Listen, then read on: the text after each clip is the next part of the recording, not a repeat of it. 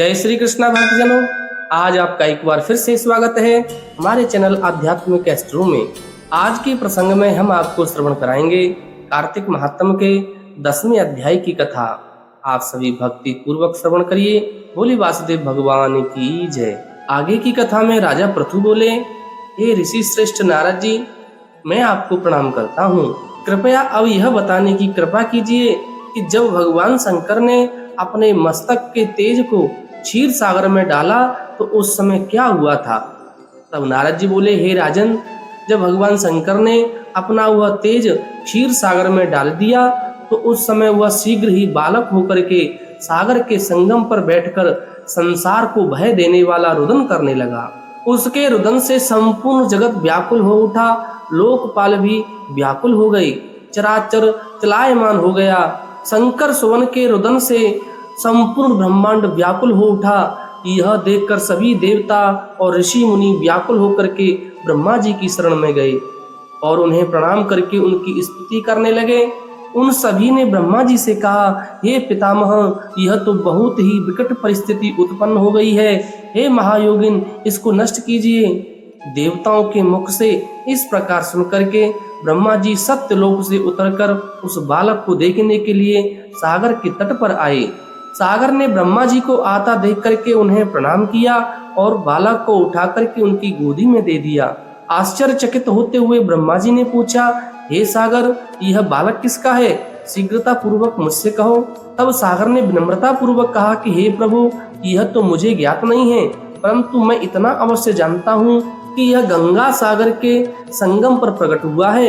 इसलिए हे जगत गुरु, आप इस बालक का जात कर्म आदि संस्कार करके इसका जातक फल बताइए।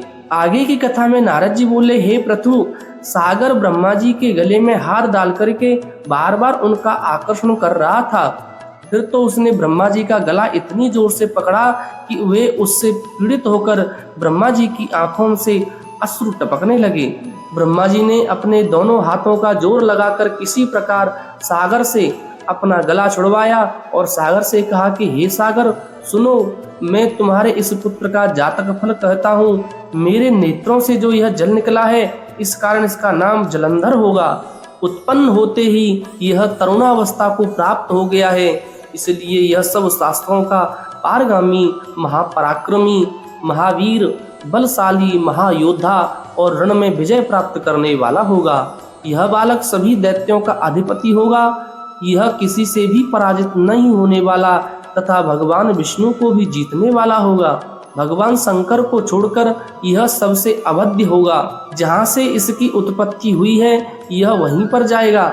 इसकी पत्नी बड़ी पतिव्रता, सौभाग्यशालिनी, सर्वांग सुंदरी, परम मनोहर, मधुर वाणी बोलने वाली तथा शीलवान होगी।